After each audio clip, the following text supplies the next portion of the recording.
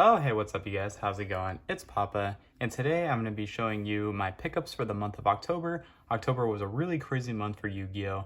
We got the announcement of the YCS, we had the Megatits come out, we had Synchro Storm come out, but let's be honest, no one really cares about Synchro Storm. I do have a lot of cards to show you. I have not one, but two stacks of Yu-Gi-Oh cards that I'm going to show you, and they're pretty hefty in size. So I'll start off with the extra deck cards that we picked up because it's a lot to go through, and I'm just going to go ahead and get to it. But I want to a big shout out first to Yu-Gi-Oh Black Market. This is where a majority of these cards came from.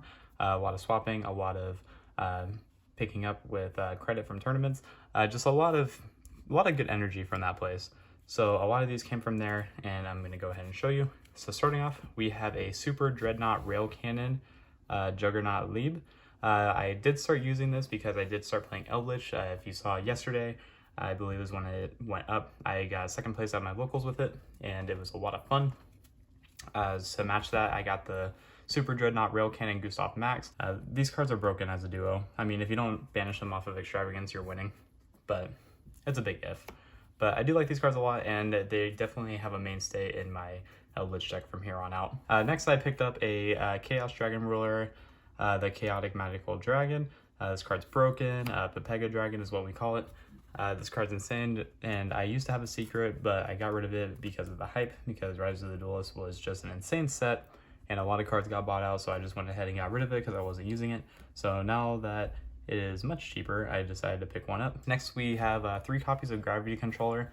I was waiting for this card to become a super or secret or ultra for the longest time, and now that it's a foil, I can gladly say I now own 3 of it. Other extra cards I picked up was a Cross Sheep, again from the Mega Pack. A lot of these are Mega Pack cards in these stacks, but Cross Sheep is insane. I definitely think that picking one up that is a secret rare is very nice, and it just looks really good, don't you think? Ultra rare Aza. This was a rare when it first came out, so I decided to pick up the holo version of it as the ultra rare, and again, just another Mega Pack card that I just wanted to have. So definitely needed one of those. For more Mega Pack cards that I picked up a Stain Greaves. This card's insane in Phantom Knight, and it's finally a holo, so best believe I'm going to be playing this. 2 Striker Ace Roses. I actually pulled a third one, so it's in my bulk somewhere, but I'd have to find it. But I did pick up 2 for the deck before I did pull the third. You definitely need this card, and it was just at an insane price point before it got reprinted. So I just wanted to wait for the reprint before I actually started playing Striker at locals, and now we own 2. Next, not a Mega Pack card, but it is still a really good card that I wanted to have, and that was Jinzo. I think I got these a long time ago. I'm not too sure, but I did find these, and I just wanted to show them off, like, now that I have them, and like now that I know where they are. I can't remember where I found them. They were probably in bulk somewhere, but this is a good card to have for when you're playing like Legacy format, or just if you want to like toy with it at locals when you play against like Altergeist or Eldritch, just whatever you want. I mean, it's just a cool card to have, and you should definitely own like a playset of this because it does come in and out of formats. Again, not a Mega Pack card, but it's a really cool card, and that's 3 copies of Halo as an ultra rare. I got these from Karan. Thank you, Karan. I got 3 Deep Sea Aria. Now this isn't like the best spell card in the game, but it was a cheap super from the Mega Pack, and I just wanted to make sure I had some of these. What I also do instead of just picking up cards is I definitely do a lot of trading with YBM. So I was able to pick up 3 copies of Mystic Mine as a super rare. Don't get me wrong, I do like the secrets, but I am a really big fan of original print cards. So I decided to pick up 3 super Mystic Mine. I mean, the card didn't get banned. I don't know why. I feel like this card is very, very unhealthy. But since it's at 3, we're just going to keep playing 3. So 3 of those. Another card that I think is very unhealthy, but it's not that good right now, is 3 Super Poly. I was playing Ultra Rares, but now I have the OTS Supers. Not technically its original print. Like, I guess you could do like the secrets or the rares, but I am a really big fan of OTS Supers as well. And I just think that this looks very, very clean, and I wanted to make sure I had these ones instead of the ultra rares. Another original print card that I picked up was 3 copies of Artifact Ignition. I did have these as secret rare, but I mean, look at how nice that looks as an ultra rare. Like, this is definitely a card that I love. I've played it so many times in the past, and I just want to make sure my artifacts are in good case because I've had them ever since the game, or ever since I started playing them, and they're just my babies, and I want to make sure they're nice and pretty. One of the bigger pickups that I got for the month was 3 copies of Triple Tactics Talents.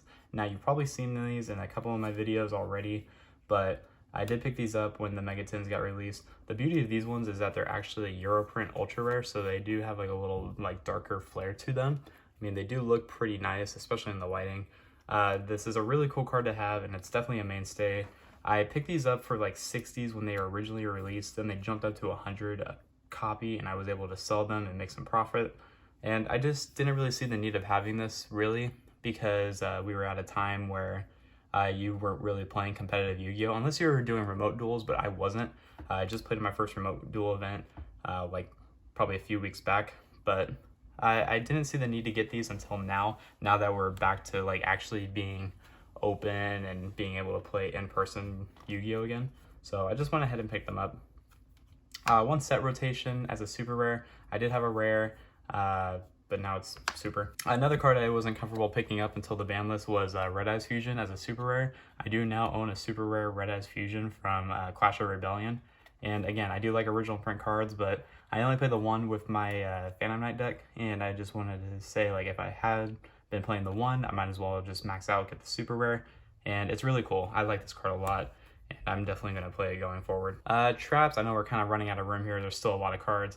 3 Dunamiscus as super rares. I had ultras, but again, I really like OTS supers, and I didn't want to play commons, so supers just look clean. Same thing here. This is the original print version of There Can Be Only One, so I decided to pick up the supers of them because they look really nice. Same reasoning here. I got 3 Lost Win. These all came in dude, but actually I'll just show these here too while I have them. 3 Typhoon. So all 3 of these were in Dual Devastator, and I just did not like the ultra rare versions of them, so I just decided to go back to their super route. Typhoon is one of those cards that came as an OTS super, so again, I just wanted to have it because I think they look clean, and they really do. Like, I mean, I get this card isn't really being used, but this card's always going to be nice. For the month of October, the last trap I picked up was 3 copies of Ice Dragon Prison. This card's broken. I really want ultras, but now that like the price is still fluctuating, I wanted to wait at least a while before I got ultras. But we do have 3 IDPs now that we can play it. This card's really, really broken. I wish that I picked them up in the past because this card is really, really good, especially in Eldritch. Like, this card just baits out Dragoon. It basically makes it to where you can just be in a really good position. So I like this card a lot. But that's going to do it for like main deck staples. It's a lot of cards. Again, it was a very, very busy month of October for Papa. But all these cards are really good. What you may have noticed is that there's no crossout designator in this pile. The reason why is because I honestly just think crossout designator is not that good. I was playing it with Phantom Knight, but it just was not helping my deck. It just prolonged the deck to bricking, and there's not really a deck that I own in my collection to where I thought that I needed crossout designator. The only one that I tried to play it in with was Salamangreat, but it also just hurt the consistency, and it just was not a mainstay for me, so I just ended up not getting them. So now we get into the Decors. I mean, if you've been a fan of my channel and you've been watching Papa's Pickup since day one, I usually go main deck staples, and then I go with the Decor staples. So I'm going to go ahead and show off Decors that I picked up. All of these were like a basic help from the Mega Pack. I guess I'll show off this one first since it's not really like the most important. But we did get Adamancipator. So I got 1 extra copy of Dragite, 1 extra copy of Leonite, and a Raptite just to match them. I wanted to have matching rarities for these cards in case I did need to play these. I don't know if you really play the Leonite anymore, but I know you play the Raptite and the Dragite in Adamancipator, if I'm not mistaken. Following the Adamancipator core, we have 3 signs, 3 copies of Analyzer, 3 Seeker, and 3 Researcher. So these cards are broken. The Adamancipators are really, really good cards. I don't have any of the support engine for it yet. I don't have like Doki Dokis, the Kawaki Mirrors, or anything yet. This was just like a, hey, like, these cards were really cheap from the Megatins, and I pulled a lot of them, so I just decided to pick up the remaining ones because they were actually just dirt, and I just thought might as well add them to the collection because who knows, maybe one day it'll go up in price. Don't really know if I will be playing this deck anytime soon because some of the support for these cards are actually just a little bit expensive. And with the month that we have coming up, I'd really just rather not. The next decor that I have is what I got second place with. I know I already showed it in a deck profile, but I did pick up Eldritch during the month of October. And I do wish I had Secret Golden Boys, but unfortunately we're just going to have to deal with the gold right now up until the year's over. But we do have 2 Golden Lord. I didn't think 3 was necessary. You could pick up a 3rd if you want, but so far 2's been working really good for me. 3 copies of Sanguine, 3 copies of Conquistador, and then the 3 copies of Akero. You could get Eldland if you want. I honestly have tested Eldland many times and I haven't seen the need to play Eldland or like the other Eldixir. It just hasn't been a really good card for me, so I've been playing without it, and honestly I've just never missed it. These cards I feel like are just important enough alone. I mean, don't get me wrong, I do play the 2-Hawk. This is just the 3rd one I had to complete the playset. So the last decor that I got, I'm sure you already have taken the guess of what it could be from the Megatins.